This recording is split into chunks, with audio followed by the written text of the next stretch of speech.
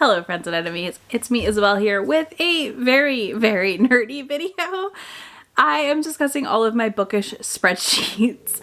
So I love data. I also am going to caveat this with I have ADHD, so I love creating systems.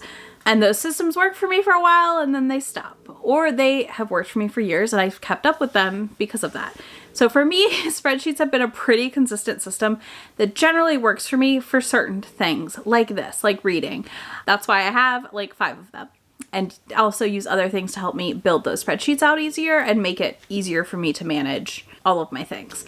I also am going to talk a lot about here about like phone accessibility with spreadsheets, because for me, I need something that I can easily like update when I'm traveling or on the go, because I finish books on the go a lot. Sometimes I want to travel without my computer. It doesn't happen often, but occasionally it does. So I try to take advantage when I can. And that means I need to be able to access my spreadsheets via my phone and or a form that I use to help update my spreadsheets. So then I only have to put in a little bit of information after the fact. So that's always nice. But yeah, we're going to throw it to me in front of the computer, talking spreadsheets, nerding out. And I will have timestamps down below for you if you want to jump around to any specific spreadsheet. Let's dive into my spreadsheets. The first one I'm going to show you is the only one I think I don't use a form for. This one I manually input. So this is my ARC tracking spreadsheet. I've shared this out publicly before. I'll grab a link if anybody wants to use it. You're more than welcome to. So this is my ARC spreadsheet. I use this to track books I get as ARCs. If I follow it up on the source, all the things, DNF, read. I sort these by reading. I do need to update this. I've not updated this in a while. And then publishing date. So I do try to read the things coming out sooner.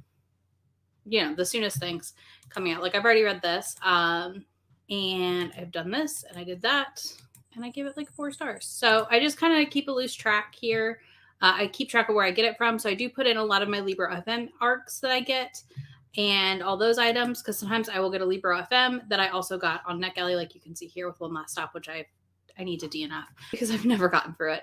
But yeah, so I just track all of these here. It's very like loose. This is a low key thing. I don't update this like regularly. I update this maybe once every 2 to 3 months with any new ARCs and all those things.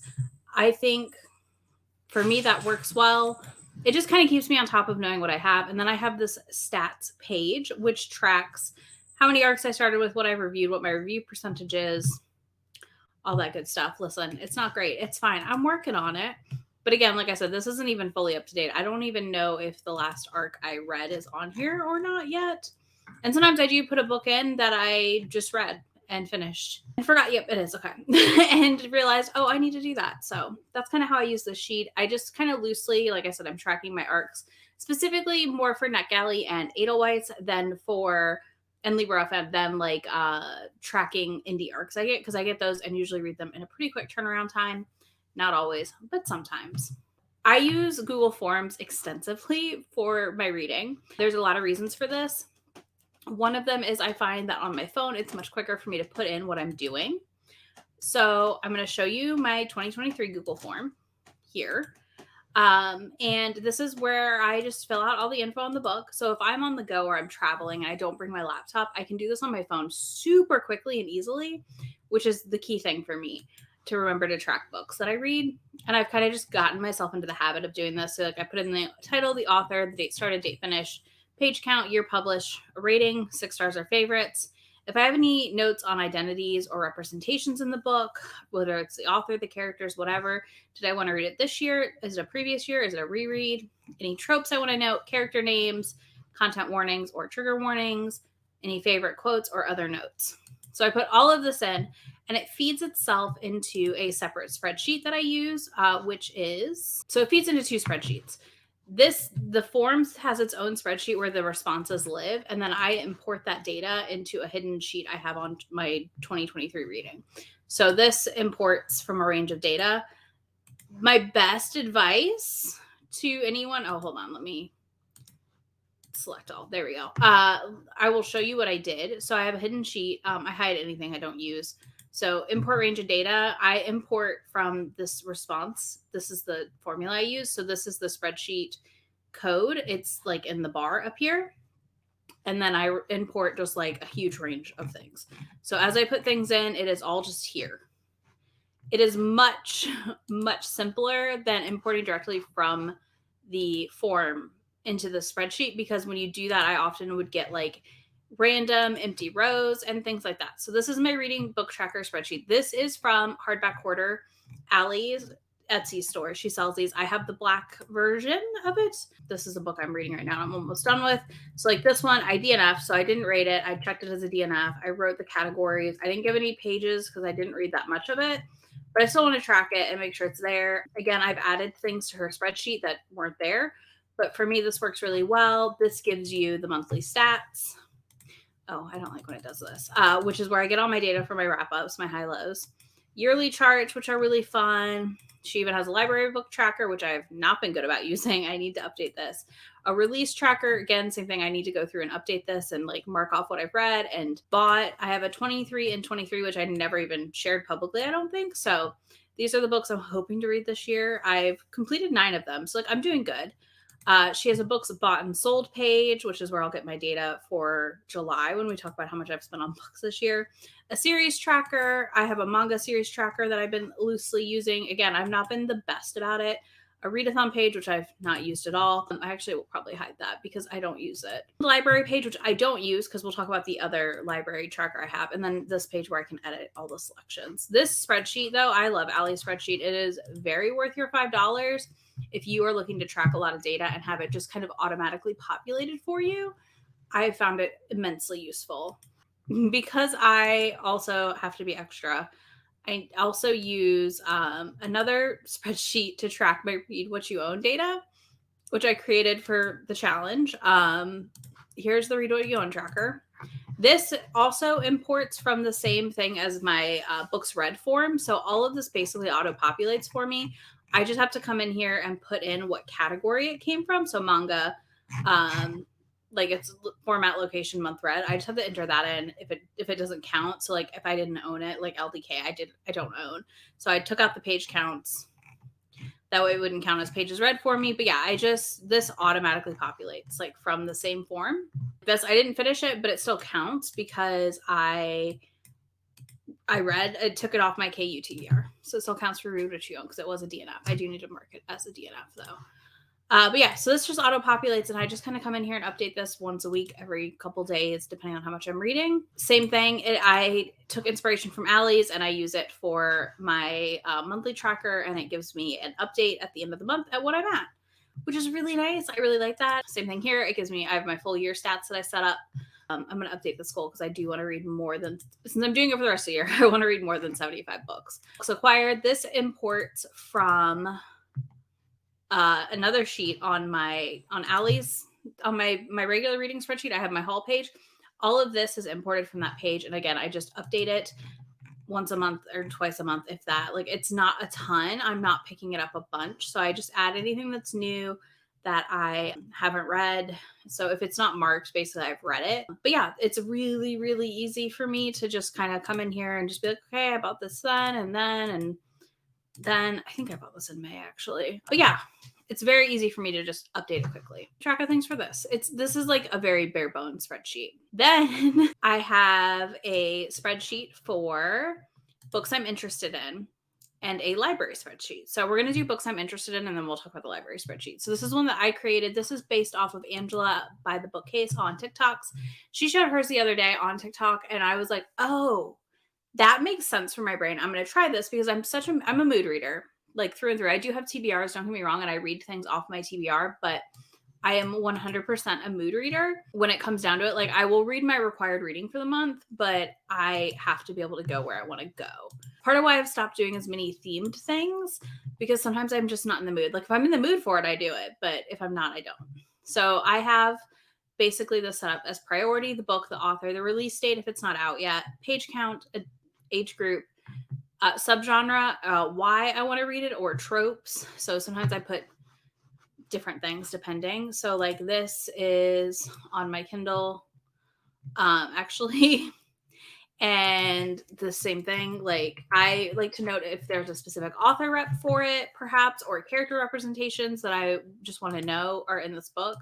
So like when I saw Sunny Disposition and I saw it was an interracial hockey romance by a Black author, I was excited, especially because I know book 2 is a Black love hockey romance. So like I'm in, I need it, I want it. So yeah, I make things like that, notes of that. You know, if I know it's out May 2nd, I'll put that in the notes. It's out, so I can take that out. If somebody wrecked it, I will put it there. Like this one I've read, so I'll mark it as read. Yeah, if somebody recommends it to me, so like B over on TikTok, or not TikTok, on Twitter recommended Should Be Bank Sparkle. I loved it. I read it. So same thing. Like I just kind of slowly like have added things as I see them. And I use a form, which I will show you in a minute, to populate this now because it's a lot easier for me personally. I have this sorted alphabetically right now on priority. That's why medium is below low, but that's not a big deal. I actually am going to mark this. I need to add a DNF. So just so I know when I DNF a book on this list, because eventually I'll probably come in and like pull things off or hide them, but I want to know, like, you know, you DNF'd it and that's okay. So yeah, this is kind of how I'm tracking books I see throughout the bookish internet and pique my interest, but maybe I don't want to read them right that moment. And I know myself and I'll just fill up my KU checkouts and not actually follow through. So I'm going to show you the form I use for this one. I call this form Books I Want to Read. It is bare bones. I populate the extra information on that form when I have time. It is not, or on that spreadsheet when I have time, because I don't want to have to put a ton in here. I want to put the title, the author, the age group, the genre if I have it, tropes, KU, yes or no, and any notes I have. That's it. We are talking bare bones here because I want to be able to do this quickly on my phone. So I will go back later and grab page counts or anything else I didn't put in if I just see a book on TikTok or I have multiple tabs open on my Safari with various books on Amazon. This just speeds that process up for me so I don't have to do as much to track it. So yeah, that's how I use those two. I use the same process with the import range also for that.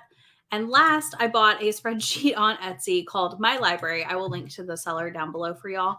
And this is where I am working on slowly importing all the things I have read. This spreadsheet is beautiful. First of all, I love it. But it is, that is not a classic, but okay. You know what? I don't know right now. Anyways, I've been working on importing a lot, and I mean a lot of books into here that I have purchased on Amazon. As you can see, there's like 2019, 2021. My goal here eventually, when I have enough books and like I start to maybe not know what I want to read or something, I would like to start using random number generators to pick books off of this list. I'm not sure how far I made it. I did a lot, but as you can see, it just kind of slowly started putting things in here.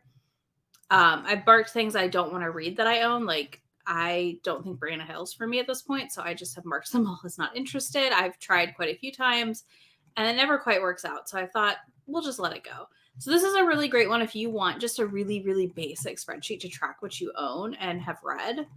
I think I would like to also incorporate more of my mangas and everything else. But as you can see, I'm doing ebook, audiobook on this and all of that. I'm going to get to the bottom. Hold on. I know I'm at like 1,000 almost, or over 1,000 imported. So I have a lot of books in my Kindle library. Yeah, I'm at 1,146. So I have a lot of books in my Kindle library. So for me, this is taking a very long time. Once I get my monitors and everything set back up, I will probably be able to knock this out. We might, I don't know. Do y'all want to do a live where like I just sit and fill this information out and we chat? Because I could do that. That's pretty chill. But yeah, so I have this and I really like this. It's really cute. You can put what you bought it for and all that. And then it does give you data. So like your ratings, read, unread, not interested, DNFs, currently readings, formats, all this fun stuff. I really like. You can update this to have different things. So like I have book funnel. I'm going to put on my book funnel books because I forget about them. All that. So it's nice. And then it does also produce these really pretty charts. Like I said, this is just like a very pretty spreadsheet. I have enjoyed updating it and using it, but I am definitely behind. Like I said, I've not kept it up to date. So, all right, y'all, those are all the spreadsheets I use right now. I will have links to the ones that I can share as templates for you down below. And I will have links to buy the ones that I talked about purchasing off Etsy and places for you down there as well. I also will link to the video that talks about my library scanner, which is how I track physical books that I own. That's kind of a different process for me because, again, as I talked about earlier, on-the-go access is very important to me. And I have found personally, at least, that Libib, for me, for on-the-go access works the best. So that's what I use. And yeah, so I'll have links to all of that down there for you. I would love to know how you track your reading. Are you just a Goodreads Storygraph person? Are you a spreadsheet person? Are you a Google Form person? Because Google Forms produce some great charts for you and graphs. If you do want to not use a spreadsheet, but you want like some of that visual interest data, like Storygraph kind of also produces. So I just would love to know. I'm nosy and I like data and I like to know how everyone else collects their data. So yeah, those are all of mine. So yeah, you can do that. And if you don't want to do that, leave me like a graph emoji or something nerdy in the comments. And I will have links to everything, like I said, and links to my friend anywhere on the internet. And I will talk to y'all in just a few days. Bye. Come with me. I'm not really asking. We'll get away to a place where we don't know. About to see the world in action, what we can